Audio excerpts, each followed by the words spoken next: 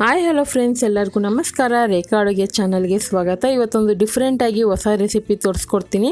ಬೆಳಗಿನ ಬ್ರೇಕ್ಫಾಸ್ಟ್ಗೆ ಅಥವಾ ಅನ್ನ ಉಳಿದಿರೋ ಟೈಮಲ್ಲಿ ಖಂಡಿತ ಈ ಥರ ರೆಸಿಪಿನ ಟ್ರೈ ಮಾಡಿ ನೋಡಿ. ಮನೇಲಿ ಎಲ್ಲರೂ ಇಷ್ಟಪಟ್ಟು ತಿಂತಾರೆ. ಅದೇನಪ್ಪ ಅಂದರೆ ಆಲೂ ರೈಸ್ ಅಂತ. ಬ್ಯಾಚುಲರ್ಗಂತೂ ತುಂಬಾ ಈಸಿಯಾಗಿ ಮಾಡೋವಂಥ ರೆಸಿಪಿ ಇದು, ಮತ್ತು ಟೇಸ್ಟಿಯಾಗೂ ಇರುತ್ತೆ. ಇದಕ್ಕೆ ಬೇಕಾಗುವ ಇಂಗ್ರೀಡಿಯೆಂಟ್ಸ್ ನೋಡೋಣ.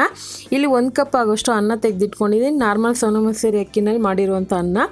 ಇಲ್ಲಿ ಒಂದು ದೊಡ್ಡ ಸೈಜ್ ಆಲೂಗಡ್ಡೆನ ಸಿಪ್ಪೆ ತೆಗೆದು ಕಟ್ ಮಾಡಿ ಇಟ್ಕೊಂಡಿದ್ದೀನಿ ಕ್ಯೂಬ್ಸ್ ಆಗಿ ಚಿಕ್ಕದಾಗಿ. ಅರ್ಧ ಟೀ ಸ್ಪೂನ್ ಜೀರಿಗೆ, ಸ್ವಲ್ಪ ಕರಿಬೇವಿನ ಸೊಪ್ಪು, ಒಂದು ಅರ್ಧ ಟೀ ಸ್ಪೂನ್ ಖಾರದ ಪುಡಿನೂ, 1/4 ಟೀ ಸ್ಪೂನ್ ಅರಿಶಿನ ಪುಡಿ ಬೇಕಾಗುತ್ತೆ.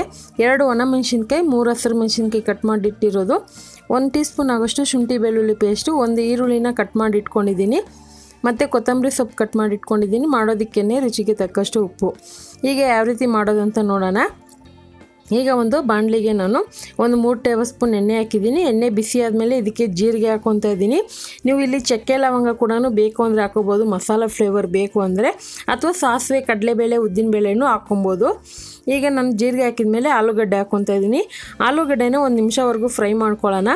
ಇದನ್ನು ಆದಷ್ಟು ಚಿಕ್ಕದಾಗಿ ಕಟ್ ಮಾಡ್ಕೊಳ್ಳಿ. ಆವಾಗ ಇದು ಎಣ್ಣೆನಲ್ಲೇ ಚೆನ್ನಾಗಿ ಬೇಗನೆ ಬೇಯುತ್ತೆ ಮತ್ತು ಫ್ರೈ ಆಗಿರುತ್ತೆ, ಕ್ರಿಸ್ಪಿಯಾಗಿರುತ್ತೆ ತಿನ್ನೋದಕ್ಕೆ. ಹಾಗೆ ಇದ್ರ ಜೊತೆಗೆ ನಾನು ಈರುಳ್ಳಿನೂ ಉಪ್ಪು ಹಾಕ್ಕೊಂಡು ಒಂದು 5 ರಿಂದ 6 ನಿಮಿಷ ಮೀಡಿಯಮ್ ಲೋ ಫ್ಲೇಮಲ್ಲಿ ಇಟ್ಕೊಂಡು ಇದನ್ನು ಚೆನ್ನಾಗಿ ಗೋಲ್ಡನ್ ಕಲರ್ ಆಗೋವರೆಗೂ ಫ್ರೈ ಮಾಡ್ಕೊತೀನಿ. ಆವಾಗ ಆಲೂಗಡ್ಡೆ ಬೇಗನೆ ಬೇಯುತ್ತೆ. ಸೊ ಆಲೂಗಡ್ಡೆನ ಚಿಕ್ಕದಾಗೆ ಕಟ್ ಮಾಡ್ಕೊಳ್ಳಿ. ಇದನ್ನು ಸ್ಲೈಸ್ ಆಗಿ ಕೂಡ ನೀವು ಕಟ್ ಮಾಡ್ಕೊಬೋದು. ಅಂದರೆ ಫ್ರೆಂಚ್ ಫ್ರೈ ಕಟ್ ಮಾಡ್ತೀರಲ್ಲ ಆ ಥರ ಸಣ್ಣಕ್ಕೆ ಕೂಡ ಕಟ್ ಮಾಡ್ಕೋಬೋದು.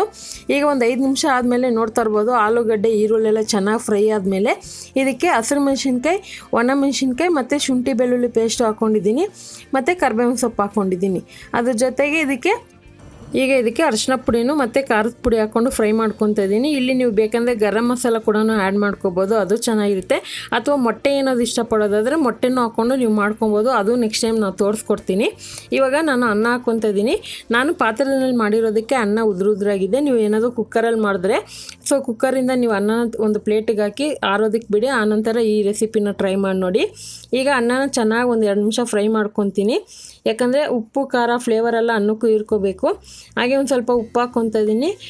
ಉಪ್ಪು ಖಾರ ಅನ್ನೋದು ನಿಮ್ಗೆ ಎಷ್ಟು ಬೇಕೋ ನೋಡ್ಕೊಂಡು ಹಾಕ್ಕೊಳ್ಳಿ. ಯಾಕಂದರೆ ಅನ್ನ ಬೇಯಿಸೋಕ್ಕೂ ಉಪ್ಪು ಹಾಕಿರ್ತೀರಿ. ಮತ್ತು ಇಲ್ಲಿ ಖಾರದ ಪುಡಿ, ಹಸಿಮೆಣಸಿನ್ಕಾಯಿ 2 ಯೂಸ್ ಮಾಡಿದ್ದೀನಿ. ತುಂಬಾ ರುಚಿಯಾಗಿರುತ್ತೆ. ಮನೇಲಿ ಅನ್ನ ಉಳಿದಿರೋ ಟೈಮಲ್ಲಿ ಅಥವಾ ನೀವು ಬೆಳಗ್ಗೆ ಟಿಫನ್ ಕೂಡ ಮಾಡ್ಕೊಬೋದು, ಮಧ್ಯಾಹ್ನ ಲಂಚ್ ಬಾಕ್ಸ್ಗೆ ಎತ್ಕೊಂಡು ಹೋಗ್ಬೋದು. ಕೊನೆಯಲ್ಲಿ ಕೊತ್ತಂಬರಿ ಹಾಕ್ಕೊಂಡು ಇಳಿಸ್ಕೊತಾ ಇದ್ದೀನಿ. ಇವಾಗ ರೆಡಿಯಾಗಿದೆ. ಈ ಅನ್ನದ ಜೊತೆಗೆ ನೀವು ಯಾವುದೇ ರೀತಿ ಚಟ್ನಿ ಕೂಡ ಕಾಂಬಿನೇಷನ್ ಸೂಪರಾಗಿರುತ್ತೆ. ಖಂಡಿತ ಇವತ್ತು ತೋರಿಸಿರುವಂಥ ಈ ಸಿಂಪಲ್ ಆಗಿರುವಂಥ ಆಲೂ ರೈಸ್ ರೆಸಿಪಿ ಇಷ್ಟ ಆದರೆ ನೀವು ಮನೇಲಿ ಟ್ರೈ ಮಾಡಿ. ಯಾವ ರೀತಿ ಇತ್ತು ಅಂತ ಕಮೆಂಟ್ ಮಾಡಿ, ಲೈಕ್ ಮಾಡಿ, ಶೇರ್ ಮಾಡಿ. ರೇಖಾ ಅಡುಗೆ ಚಾನಲ್ನ ಪ್ಲೀಸ್ ಸಬ್ಸ್ಕ್ರೈಬ್ ಮಾಡ್ಕೊಳ್ಳಿ. ಈ ವಿಡಿಯೋ ನೋಡಿದ್ದಕ್ಕಾಗಿ ಎಲ್ಲರಿಗೂ ಧನ್ಯವಾದಗಳು.